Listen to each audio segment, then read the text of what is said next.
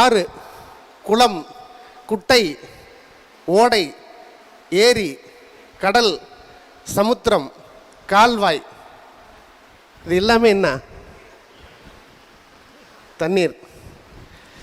ஒரு பள்ளத்தில் தேங்கி நின்றால் அது குட்டை, நீண்டு பிரவாகம் எடுத்து நெடுங்கடலாக ஓடினால் கடல், ஆழ்கடலுக்கு சென்றால் சமுத்திரம், அடக்கி வைக்கப்பட்டிருந்தால் அணை, சிற்றோடையாக ஓடுனா ஒரு ஓடை, மேலிருந்து வேகமாக கீழ் நோக்கி பாய்ந்து வந்தால் அது காட்டாறு, அதுவே பெருவெள்ளமாக கீழே விழுந்தா அருவி. ஆக 10 வார்த்தை சொல்கிறோம் ஒரே பொருளை பற்றி. அது என்ன? தண்ணீர், H2O. அது தண்ணீர் தான்.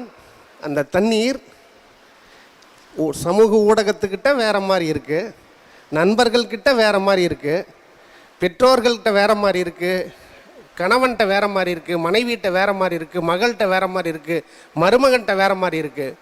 அதுவே மாமியாருக்கும் மருமகளுக்கும் வேறு மாதிரி இருக்குது. அதே தண்ணி தான். எங்கேயாவது மாமனாருக்கும் மருமகனுக்கும் சண்டை வந்து பார்த்துருக்கீங்களா?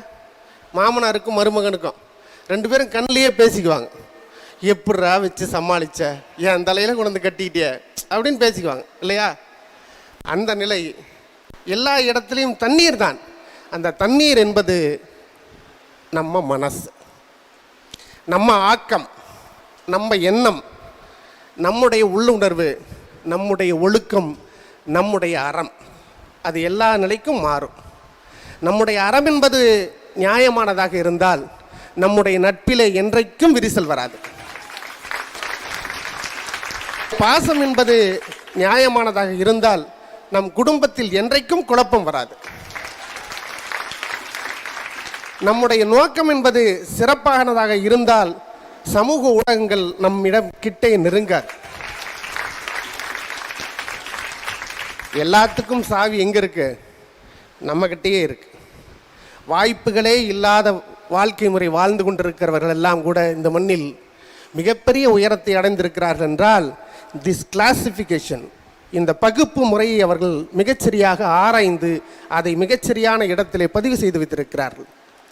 வெறும் மீனை மட்டுமே நம்பியிருக்கிற ஒரு நாடு நார்வே, வெறும் காடுகளை மட்டுமே நம்பியிருக்கிற ஒரு நாடு பிலிப்பைன்ஸ், வெறும் நிலப்பரப்பை மட்டுமே நம்பியிருக்கிற ஒரு நாடு ஆஸ்திரேலியா, வெறும் மனித உழைப்பை மட்டுமே நம்பியிருக்கிற ஒரு நாடு ஜப்பான், அறிவியலை மட்டுமே ஆதாரமாக கொண்டிருக்கிற ஒரு நாடு அமெரிக்கா, கூட்டுப்பண்ணைகளை மட்டுமே நம்பியிருக்கிற ஒரு நாடு சோவியத் ரஷ்யா, குடிநீரை விலை கொடுத்து ஒரு நாடு வாங்கிறது குவைத், எந்த நேரமும் தண்ணியில் ஒரு நாடு மிதக்குது வெனிஸ்.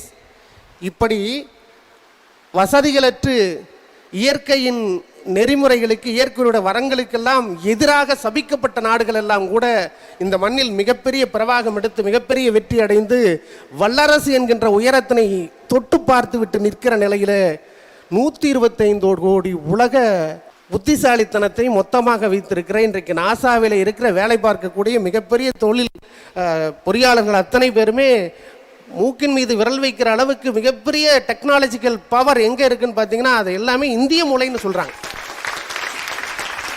அப்படி பார்த்தால் 125 கோடி மனித மூளைகளை வைத்திருக்கிற இவ்வளவு சர்வ வல்லமை படைத்த ஒரு தேசம் எந்த இடத்திலே தோற்று போகிறது? This classification of understanding. என் தண்ணீர் ஏரியா, என் தண்ணீர் கண்மாயா, என் தண்ணீர் கடலா, என் தண்ணீர் சமுத்திரமா, என் தண்ணீர் கால்வாயா, என் தண்ணீர் அருவியா என்று நான் முடிவு செய்ய வேண்டும். அந்த முடிவு எனக்கு சரியானதாக இருக்க வேண்டும். அதை செயல்படுத்துகிற போது மற்றவர்கள் விமர்சனம் செய்யாத அளவுக்கு நிரூபித்து காட்ட வேண்டும். கேளாதே வந்து கிளைகளாய் வேர்விட்டு வாழாதே போவதாய் மாந்தர்கள்னு சொல்லுவாங்க.